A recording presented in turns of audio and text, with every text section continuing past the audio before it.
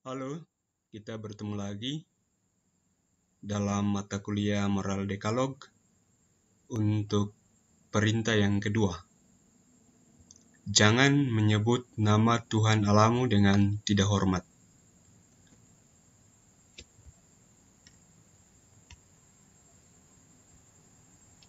Hal pertama yang kita akan lihat bersama, nama Tuhan adalah kudus.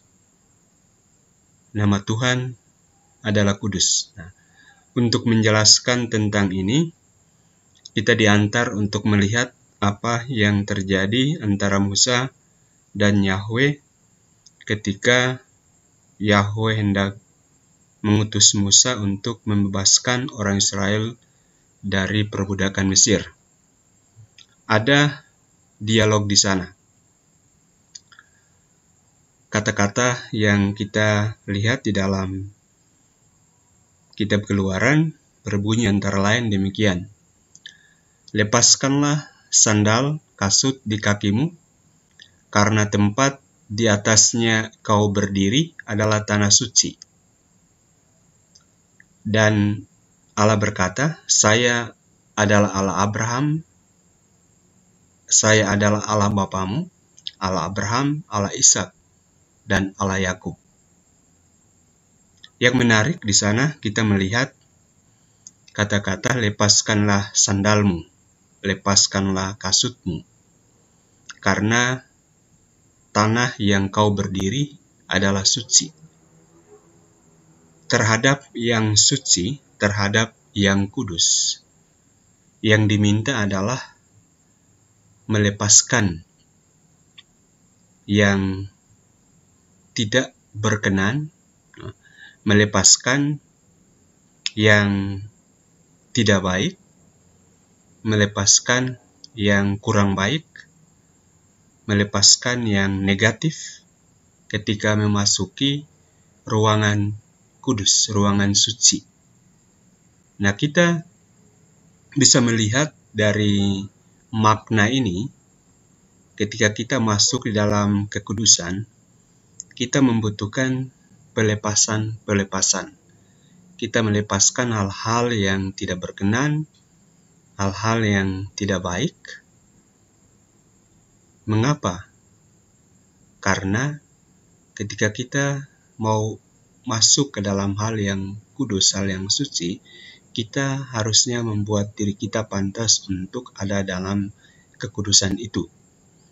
Sandal atau kasut, kita bisa membayangkan biasanya menginjak hal-hal yang kotor, hal-hal yang menjijikan.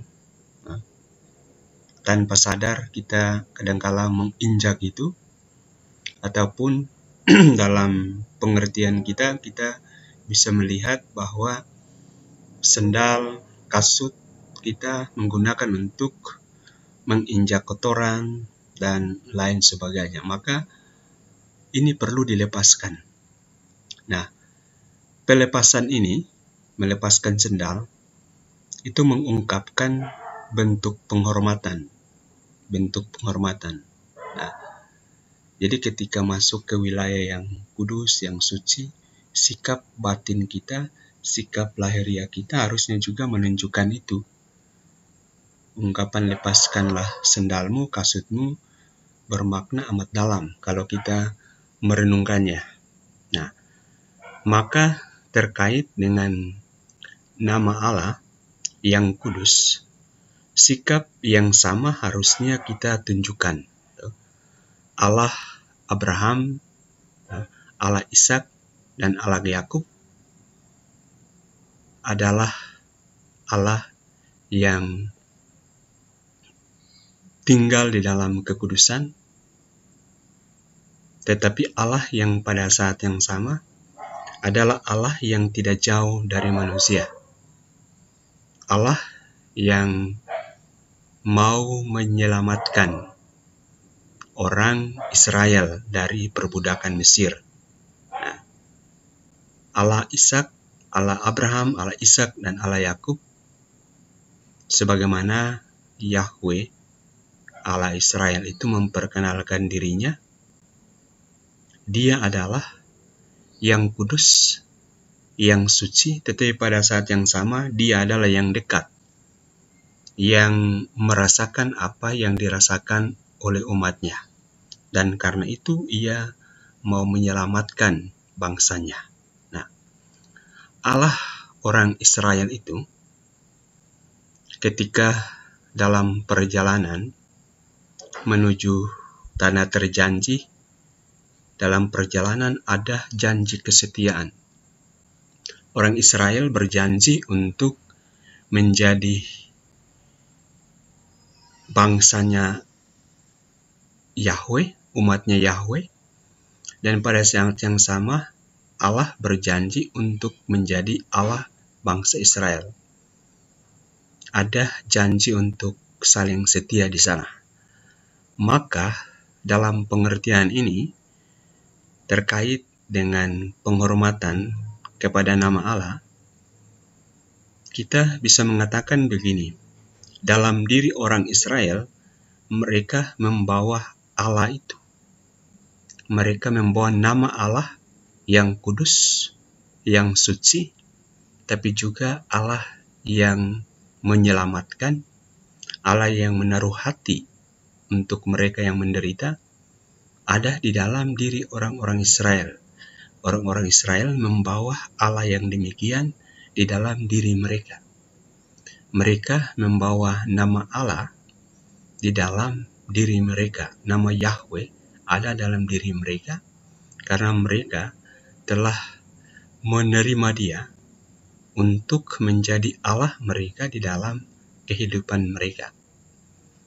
Dalam pengertian yang sama untuk orang Kristen, kita semua membawa nama Allah, dan Allah yang kita yakini adalah Allah Tritunggal Maha Kudus dalam diri kita.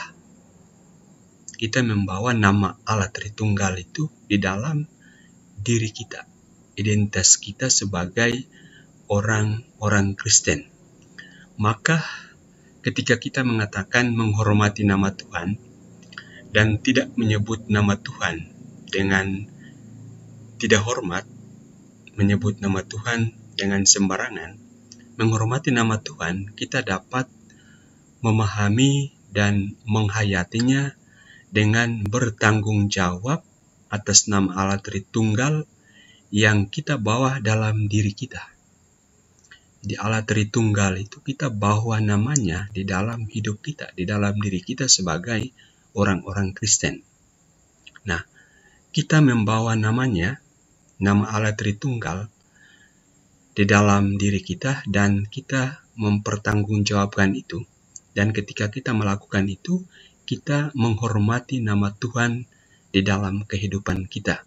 Dan itu terjadi ketika kita mau tinggal di dalam kasih, melaksanakan kasih-Nya di dalam kehidupan kita. Itu terjadi ketika kita senantiasa hidup di dalam kebenaran. Kebenaran bukan versi manapun, tetapi kebenaran sebagaimana yang kita imani dalam iman kita akan Allah Tritunggal itu. Begitu pula penghormatan nama Allah itu sungguh terjadi ketika kita memperjuangkan kebaikan di dalam kehidupan kita, dan kita tidak pernah mau toleran, menutup mata terhadap ketidakadilan di dalam kehidupan kita. Nah, dengan cara itu kita mampu menghormati dengan sungguh nama Allah itu di dalam kehidupan kita. Nama Allah yang kita sebut sebagai Allah Tritunggal yang Maha Kudus itu. Oleh karena itu, perintah ini dengan cara lain mengajak kita untuk sebenarnya menjadi misionaris nama Allah itu. Membuat nyata nama Allah, nama yang kita imani sebagai Allah kita dalam hidup kita. Dan ini adalah panggilan kita untuk membuatnya nyata di dalam kehidupan kita. Merealisasikan nama itu di dalam perjalanan kehidupan kita. Dan ini adalah bentuk penghormatan sejati kita kepada nama Allah, kepada nama Tuhan Allah kita. Dalam hal yang lebih praktis, kita bisa melihat perintah ini berkaitan dengan hujatan. Orang Kristen tidak boleh menghujat. Nah, hujatan itu menggunakan nama Allah untuk membenarkan sebuah kejahatan. Nah, ini parah, menggunakan nama Allah untuk membenarkan sebuah kejahatan. Nah, sebuah kejahatan tetapi dicari alasannya di dalam Allah, membenarkan tindakan kejahatannya. Nah, jadi sebagai mahasiswa, mahasiswi, harap yang begini kamu tidak buat di dalam kehidupanmu. Menggunakan nama Allah untuk membenarkan sebuah kejahatan. Ini amat parah. Juga dalam cara lain menggunakan nama Allah untuk membawa umat ke dalam perbudakan. Jangan-jangan kepentingan pribadimu, tetapi menggunakan nama Allah. Menggunakan nama Allah untuk membawa umat ke dalam perbudakan. Memeras umat, memeras orang lain dengan motivasi religius.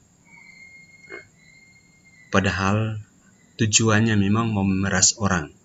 Hati-hati, ini masuk di dalam tindakan penghujatan. Berdosa, ini jahat. Menggunakan nama Allah untuk membawa umat ke dalam perbudakan, untuk melaksanakan kejahatan lain, atau untuk menyiksa. Nama Allah digunakan. Nama Allah digunakan untuk melaksanakan kejahatan lain selain perbudakan tadi, melaksanakan kejahatan lain atau menyiksa. Masa Allah yang maha baik, Allah yang maha murah,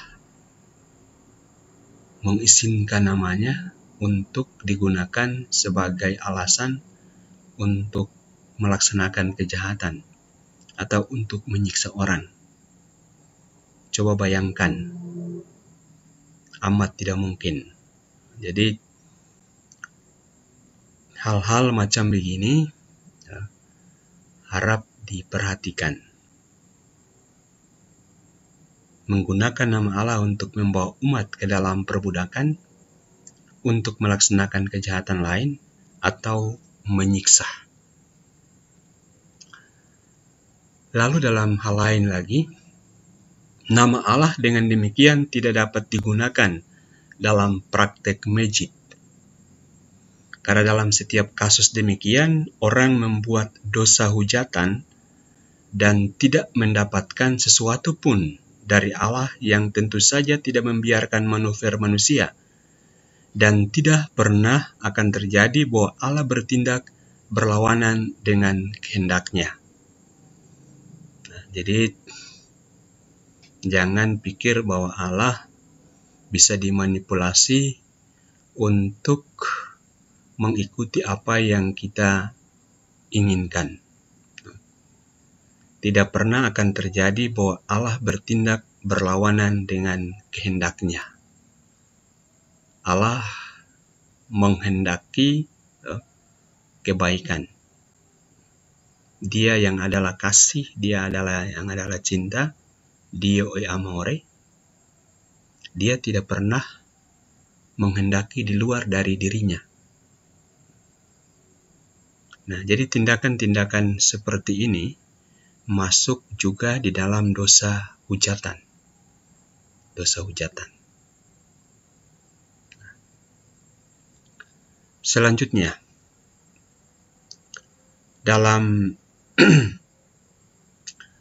Injil kita juga menemukan di sana Yesus sendiri berbicara terkait dengan perintah ini, terutama tentang sumpah yang kadangkala orang menggunakan nama Allah, nama Tuhan untuk sumpah yang diucapkan. Nah, Yesus memiliki ide terutama penjelasan sumpah. Kamu telah mendengar pula yang difirmankan kepada nenek moyang kita. Janganlah bersumpah palsu, melainkan peganglah sumpahmu di depan Tuhan. Tetapi aku berkata kepadamu, janganlah sekali-kali bersumpah. Jika ya, hendaklah kamu katakannya. Jika tidak, hendaklah kamu katakan tidak. Apa yang lebih daripada itu berasal dari si jahat. Nah, ini Yesus sendiri mengatakannya. Jadi jangan tambah-tambah bumbu di dalam kesaksian. Jika ya, katakannya. Jika tidak, katakan tidak. Bicaralah yang benar. Bicaralah yang sesungguhnya. Katakanlah yang benar. Katakanlah yang sesungguhnya. Karena di luar dari itu Yesus katakan berasal dari si jahat. Dan kalau berasal dari si jahat itu artinya apa? Itu tidak berkenan di hadapan Tuhan. Dan kalau tidak berkenan di hadapan Tuhan itu artinya jahat, salah, berdosa. Nah, maka Yesus menekankan supaya jika ya, hendaklah kamu katakannya. Jika tidak, hendaklah kamu katakan tidak. Prinsipnya jelas untuk kita. Nah, juga sumpah palsu, jadi mau katakan sumpah dari orang yang berpikir, orang yang berjanji sesuatu, tetapi sudah tahu bahwa tidak mau mempertahankannya. Atau bahwa diikuti larangan, tetapi menyebut Allah sebagai saksi, itu dilarang. Nah, Allah sesungguhnya harus diingat sebagai puncak kebenaran dan tidak dapat terjadi dalam beberapa cara dimohon oleh orang yang berpikir memiliki maksud menipu atau akan menipu pada masa yang akan datang. Jadi maksudnya begini, orang sudah berpikir bahwa dia tidak akan melaksanakan sumpah ini. Nah, jadi masa depan, hari yang akan datang setelah sumpah, dia tidak akan melaksanakan sumpahnya itu. Nah, ini kategori sumpah palsu. Lebih-lebih lagi kalau menggunakan Allah, nama Allah sebagai saksi. Jadi dia janji hari ini, sumpah hari ini, bahwa begini-begini, menggunakan nama Allah, walaupun pada saat yang sama dia tahu bahwa hari yang akan datang, dia akan mengingkari sumpahnya. Nah, ini juga masuk dalam kategori perintah ini. Lalu selanjutnya, kita tidak hanya bicara terkait langsung dengan nama Allah, tetapi berbicara tentang nama Allah juga berkaitan dengan nama Kristen, nama yang setiap kita gunakan saat kita dibaptis. Nah, saat kita dibaptis, sebagian besar dari kita menggunakan nama seorang santo atau seorang santa. Nah, santo-santa ini adalah pribadi-pribadi yang telah mendahului kita, yang telah menjadi model perealisasian kebajikan Kristiani. Jadi santo-santa adalah mereka yang dengan cara hidup mereka telah berjuang mengikuti Tuhan, mengikuti jejak Tuhan kita Yesus Kristus dengan cara sesempurna mungkin. Nah, mereka telah mengakhiri dalam bahasa Paulus pertandingan mereka sampai akhir. Nah, nama mereka kita gunakan saat kita dibaptis. Sebagian besar orang Katolik menggunakan nama Santo Santa sebagai namanya. Nah, penggunaan nama ini dimaksudkan antara lain agar Santo Santa itu menjadi pelindung khusus kepada orang yang menggunakan nama itu. Nah, selain itu, nama yang digunakan supaya orang yang menggunakan nama itu diharapkan menjadikan santo dan santanya itu sebagai model padanya ia belajar. Santo santa itu menginspirasikannya untuk perealisasian dirinya sendiri. Nah, jadi nama Kristen itu bukan nama begitu saja. Ada maksudnya kira-kira seperti begitu. Nah, pertanyaannya kenapa nama-nama itu yang sudah diberikan kepada kita saat dibaptis, kenapa nama-nama itu perlu dihormati, dihargai, perlu dihormati dalam kehidupan. Nah, mungkin alasan berikut ini yang membantu kita memahami. Nah, Allah mengetahui setiap orang per nama. Ingat, Allah mengetahui setiap orang per nama. Nah, nama dari setiap pribadi adalah kudus karena mengungkapkan martabat dari Dia yang membawanya. Dan adalah karena itu bahwa tidak boleh menghina nama dari seorang pun. Jadi, kalau kita melihat rumusan ini, Allah mengetahui setiap orang per nama. Jadi bukan hanya nama baptis kita yang datang dari Santo Santa, tetapi nama apapun yang diberikan kepada kita saat kita dibaptis. Allah mengetahui setiap orang per nama itu yang diberikan. Dan nama dari setiap pribadi itu adalah kudus. Kekudusannya karena dikatakan mengungkapkan martabat dari Dia yang membawanya. Jadi selain nama Santo Santa, nama apapun yang kita terima saat kita dibaptis, nama itu bukan sekedar nama, tapi nama itu mengungkapkan martabat dari orang yang menggunakan nama itu. Nah, oleh karena itu, tidak boleh menghina nama seorang pun. Karena nama itu dari setiap pribadi dikatakan kudus. Kekudusannya terletak pada nama itu bukan hanya sebuah nama begitu saja, tetapi nama itu mengungkapkan martabat dari Dia yang membawanya. Dan martabat kita sebagai manusia, ingat bahwa kita manusia diciptakan secitra, segambar dengan Allah. Dan ketika kita menghina nama orang, kita menghina martabat pribadinya.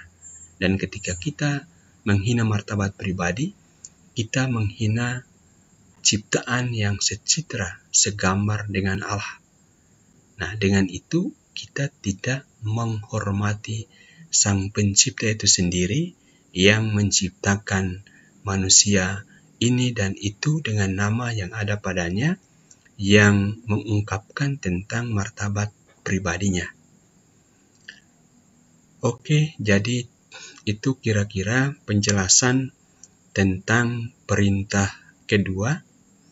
Semoga alat bantu pembelajaran ini, video ini, membantu semua mahasiswa atau siapa saja yang berkenan mampir di channel ini.